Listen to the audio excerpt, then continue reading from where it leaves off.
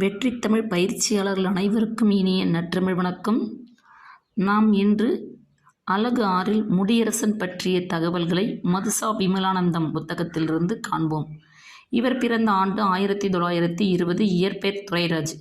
தேனி மாவட்டம் பெரியகுளத்தில் பிறந்தார். காரைக்குடியில் தமிழாசிரியராக பணியாற்றி ஓய்வு பெற்றவர். கருத்தில் தெளிவு, கவிதையில் கனிவு, ஓமையில் புதுமை, உணர்வில் ஆழம், முற்போக்கில் முனைப்பு, சீர்திருத்த சிந்தை, காதற் குழைவு, அறநெறி ஆர்வம், தத்துவ துடிப்பு அத்தனை மிக்க சத்தான கவிதை வடித்திடும் கவிதை சிற்பியவர். கனல் தெரிக்கும் கவிதைகள் இதோ. இன்பம் ஒருகரை, துன்பம் ஒருகரை, இரண்டும் கொண்ட ஆரடா வாழ்வு, இரண்டும் கொண்ட ஆரடா. இந்த இரண்டும் கரையில்லை என்றால் வறண்டு போகும் பாரடா, இதை தெரிந்து நெஞ்சம் தேரடா. காதலில் கவிதை கொஞ்சுவது காண்க.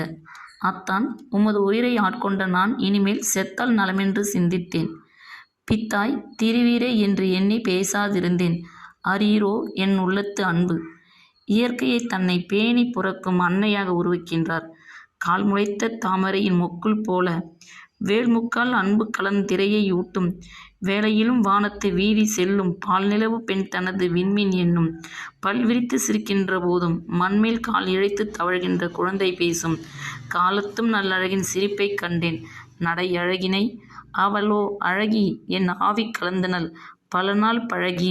சடையோடு மலராட சதிராடும் அவளோடு நடைபோட முடியாமல் மடவண்ணம் தடுமாற காற்றும் இரும்பு கவர்ந்திட்ட நீர் போல ஆச்சுதடி என் மனம் அன்பர் அவரிடத்தே என்பதில் காண்க.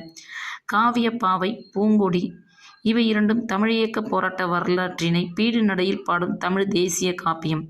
மணிமேகலையை அமைப்பில் பின்பற்றியது. வீரகாவியம், முடியரசன் கவிதைகள், கவியரங்கில் முடியரசன் ஆகியவை இவர் தந்துள்ளார். கவியரசு என்ற பட்டம் குன்றக்குடி அடிகளார் அவர்களால் பரம்புமலை பாரி விழாவில் வழங்கப்பட்டது. நன்றி, வணக்கம்.